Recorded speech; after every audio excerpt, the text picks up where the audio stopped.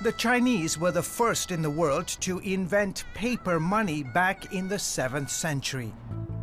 Now, more than 1,400 years later, China is again on the cusp of creating a new form of government currency that some say could pose a serious economic threat to America and the West. China is about to launch one of the most revolutionary financial projects in the world. They're not cryptocurrencies. They're not so-called stable coins. In effect, they are the national physical currency of a country, just represented in a digital form.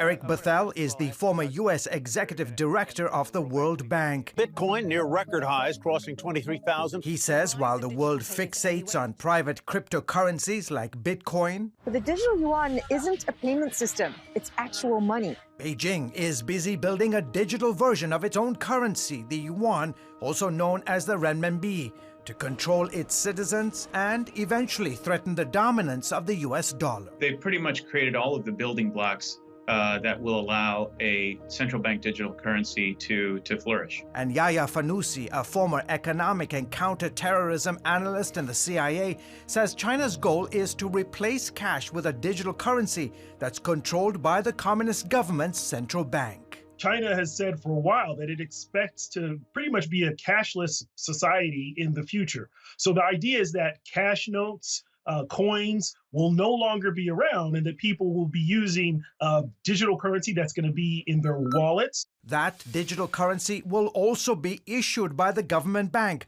allowing what Congressman Michael McCaul, the top Republican on the House Foreign Affairs Committee, says is unprecedented access to people's financial transactions. This will give them data on behavior, on how they spend. And giving Beijing the power to track that spending in real time.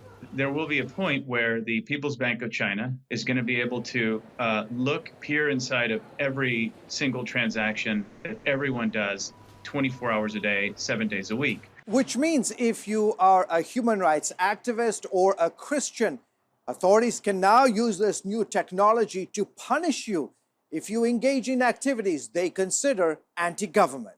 This technological ability is something that the government has never had before. It always had to go to companies to say, okay, cut off this person.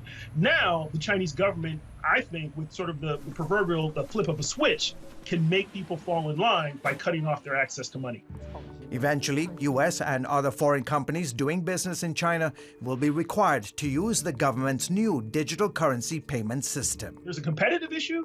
There are, I'd say, even cybersecurity issues, privacy issues. You're handing over your data to the Chinese Communist Party by participating in this digital currency system.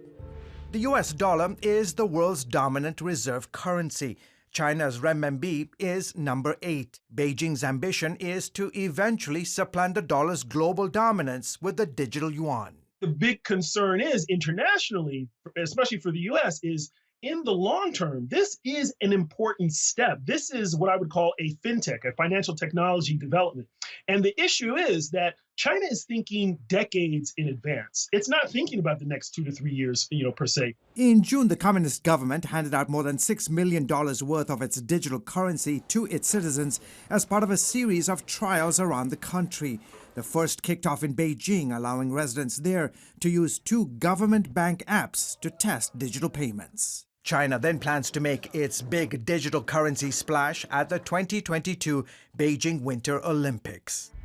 Now that the world's largest authoritarian regime has launched this first-of-a-kind sovereign digital currency, some in the U.S., like Congressman Mike Waltz, worry Beijing will use this form of payment to also skirt economic sanctions. The Chinese government convinces countries like Burma, Iran, North Korea, and others to do business in that Chinese digital currency. It'll also allow China and those countries to work around one of our most powerful tools, which is sanctions. Based on history, Waltz believes China is only too happy to share the technology with other rogue regimes that seek to enhance their own surveillance capabilities over their citizens. So that those other countries in Africa, the Middle East, and elsewhere can dominate their people in line with the Chinese version of government But that data then comes back to Beijing so that they will literally, through facial recognition, be able to monitor